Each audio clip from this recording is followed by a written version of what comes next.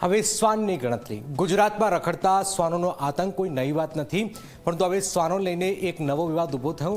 સરકારના આદેશથી ડોક્ટરોને શ્વાનોની ગણતરી કરવાની ફરજ સોંપાતા જ તબીબી આલમમાં રોષ ફાટી નીકળ્યો છે। શું ડોક્ટર દર્દીઓની સારવાર કરે કે પછી શ્વાન ગણે? શું છે આખો મામલો? આવો જોઈએ, જાણીએ, સમજીએ।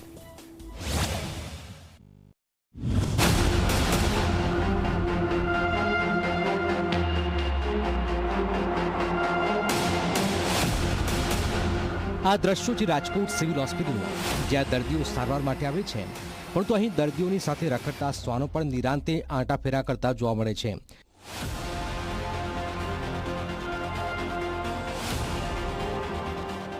કેટલાક શ્વાનો તો હોસ્પિટલના લોબીમાં જ આરામ ફરમાવતા નજરે ચડ્યા। જ્યાં દર્દીઓના ખાટલા છે ત્યાં જ શ્વાનો નિર્ભય ભમતા જોવા મળ્યા। ભાઈ યોગ્ય તો નથી, અમે રોજ કાઢીએ છીએ, રોજ એની વાંહે લાકડીને દોડી છીએ, પણ હવે એ પાછા ગમે ત્યાંથી એને પાછા મૂકી આવે છે તો પાછા આવે છે, અને અમે કાયમ એની માટે ધ્યાન રાખીને અહીંયા ઊભા રહી છીએ, છતાં પાછા આવે છે। પણ હવે આનો કંઈ ઈલાજ મ્યુનિસિપાલિટીવાળા કરે તો સારું કે 8 જિલ્લાના દર્દીઓ અહીંયા આવે છે અને હસવાથી થોડાક બીવે છે, અમે આડાઈ પડી છીએ, પણ હવે મ્યુનિસિપાલિટીમાં લખાણી કરેલું છે, પણ કોઈ ધ્યાન દેતો નથી તો શું કરું? અમે ઘણાને બચાવી છીએ, અમારી ફરજ ઉપર અમે એનું ધ્યાન રાખીએ છીએ। રાજ્યના આરોગ્ય વિભાગે પરિપત્ર જાહેર કરીને સરકારી હોસ્પિટલો, સામૂહિક આરોગ્ય કેન્દ્રો અને પીએચસી સંકુલોમાં કેટલાક રખડતા શ્વાનો છે તેની ગણતરી કરવાની પણ જવાબદારી તબીબો અને સ્ટાફને સોંપી છે।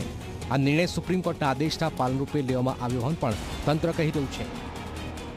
જે શ્વાનની ગણતરી કરવા માટેનું કીધેલું છે એની અંદર આખી હોસ્પિટલમાં અમારા જે સ્ટાફ દ્વારા અમને ગણતરી કરવામાં આવશે કે ક્યાં કેટલા અત્યારે શ્વાન છે, અને શ્વાનને રોકવા માટે અમે અમારા પૂરતા પ્રયત્ન કરી રહ્યા છીએ, જેથી કરીને હોસ્પિટલ કમ્પાઉન્ડની અંદર કોઈ પણ સંજોગોમાં કોઈ શ્વાન કે કોઈ પણ પ્રાણી પ્રવેશે નહીં।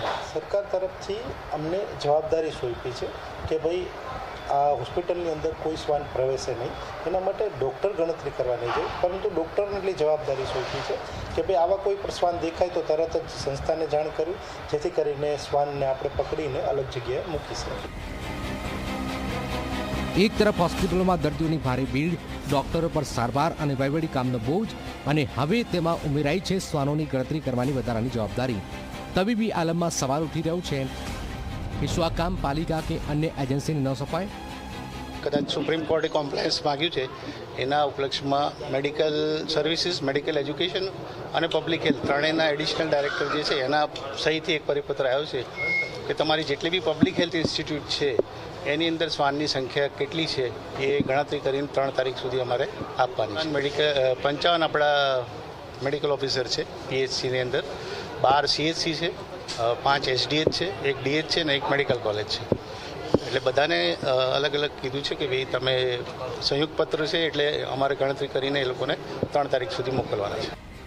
રાજકોટ સિવિલ હોસ્પિટલમાં આજે પણ શ્વાનો ખુલ્લેઆમ રખડતા જોવા મળે છે। સુપ્રીમ કોર્ટના આદેશ બાદ પણ સ્થિતિમાં ખાસ ફેરફાર નજરે પડતો નથી। હવે જોવાનું એ રહ્યું કે આ ગણતરી માત્ર કાગળ પર પૂરતી રહે છે કે પછી ખરેખર રખડતા શ્વાનોની સમસ્યાનો કાયમી ઉકેલ લાવવામાં આવે છે। ડોક્ટરો સારવારમાં વ્યસ્ત રહે કે પછી શ્વાનોની ગણતરી કરે, આ સવાલ આજે તંત્ર સામે ઊભો થયો છે। હવે સરકાર આ વિવાદ વચ્ચે શું નિર્ણય લે છે એના પર સૌની નજર રહેશે। ગૌરવ દવે, ઝી મીડિયા, રાજકોટ।